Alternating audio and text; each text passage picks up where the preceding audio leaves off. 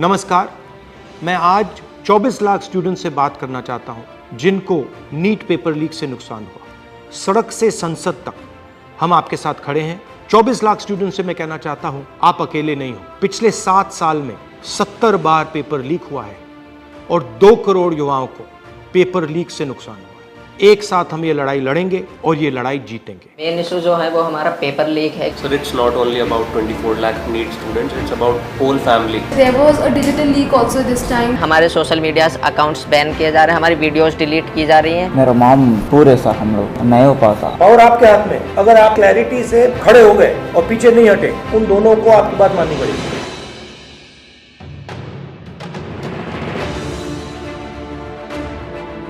So we all have come here to talk about NEET exam. We all gave NEET 2024 exam.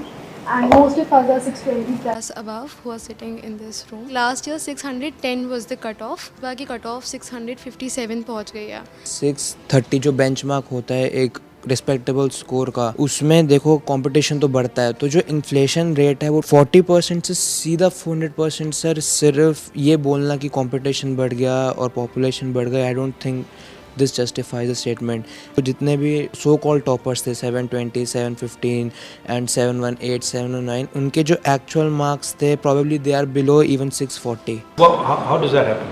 So maybe I feel that there are major 4 reasons. The first one is obviously paper leak. Second was that there was a digital leak also this time, like on Telegram channels, or majorly there were other platforms as well.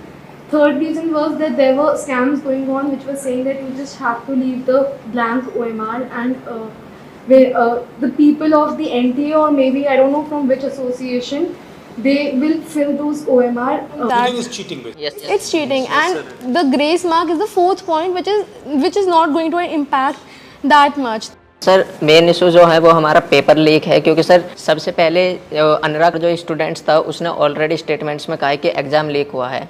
Sir exam leak हुआ है, उसने already proven किया हुआ है। और हम शिक्षा मंत्री श्री धर्मेंद्र प्रधान जी से मिले थे, उन्होंने स्टार्टिंग में कहा था कि एनटीए में कोई ऐसा कुछ गड़बड़ी नहीं हुई है, और जहां पर 2 सेंटर्स पर ये चीज़ देखी गई है उनको हम अभी वहां पर जांच की जाएगी।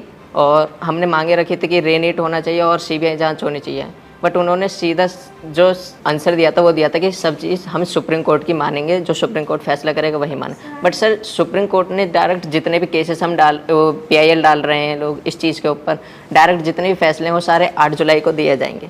बट उससे पहले स्टूडेंट्स पर इतना स्ट्रेस बढ़ रहा है, इतना प्रेशर पड़ रहा है। सर हमारे पेरेंट्स भी इस चीज़ से दुखी हैं कि बच्चा मतलब इतने मार्क्स ला रहा है कि वो एलिजिबल है हर साल के अकॉर्डिंग। बस मेन जो डिस्टर्बेंस हुई है इस एग्ज़ाम में वो है एक तो पेपर लीक, और दूसरी जो स्टूडेंट्स जो NTA ने ग्रेस मार्क्स दिए वो तो एक छोटा सा उन्होंने ग्रेस मार्क्स दिए वो अपने पेपर लीक को छुपाने के लिए। सर इतने दिन से आपको पता है कि गर्मी कितनी है, कुछ लोग गर्मी से मर भी रहे हैं, लेकिन सर हम स्टूडेंट्स और हमारे पेरेंट्स रोड्स पर इतनी गर्मी में सर लड़ रहे हैं इंसाफ के लिए, लेकिन सर हमारे लिए कोई भी कार्रवाई नहीं कर रहे हैं, ना ही हमारे इंसाफ के लिए कोई कार्रवाई कर रहे हैं। क्योंकि सर हमारे सोशल मीडिया अकाउंट्स बैन किए जा रहे हैं, हमारी वीडियोस डिलीट की जा रही हैं। हम अपने लिए आवाज़ उठा रहे हैं, उनसे रिलेटेड जितने वीडियोस सर कोई भी गलत कंटेंट नहीं है, हम सिर्फ आवाज़ उठा रहे हैं अपने इंसाफ के लिए।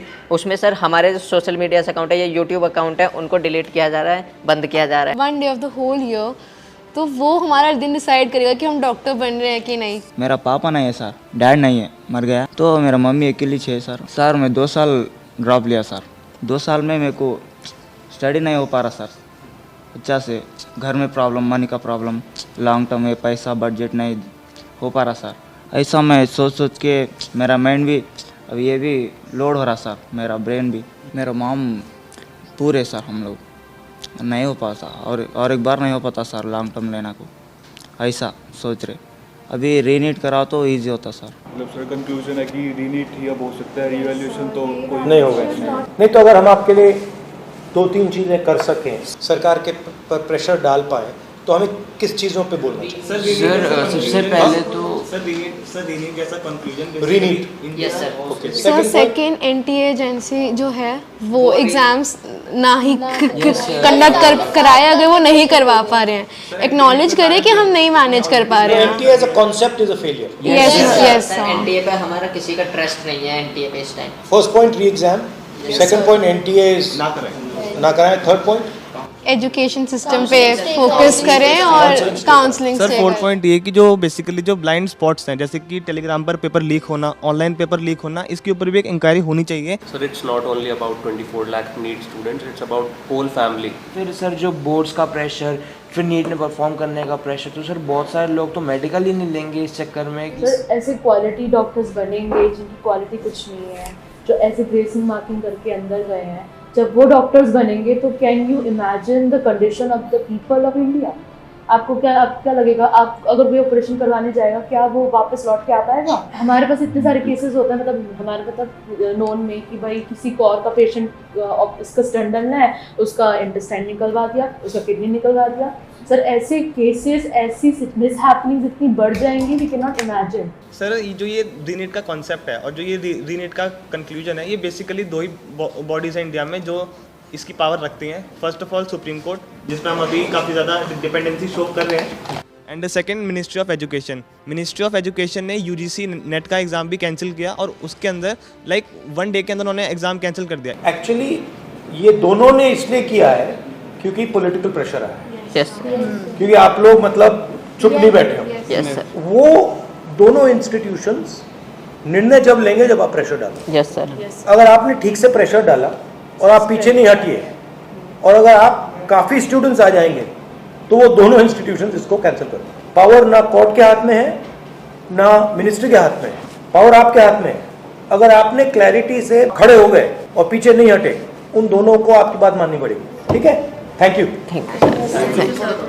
आपका जो एस्पिरेशन है, आपका जो विजन है, इसी से देश का विजन बनेगा, इसी से देश की प्रगति होगी। अगर सरकार आपकी रक्षा नहीं कर सकती है तो ऑपोजिशन आपकी रक्षा करेगी। ये जो आपका मुद्दा है, इसको मैं पर्सनली संसद में आपके लिए उठाऊंगा और पूरा का पूरा दबाव हम सरकार पे डालेंगे। धन्यवाद।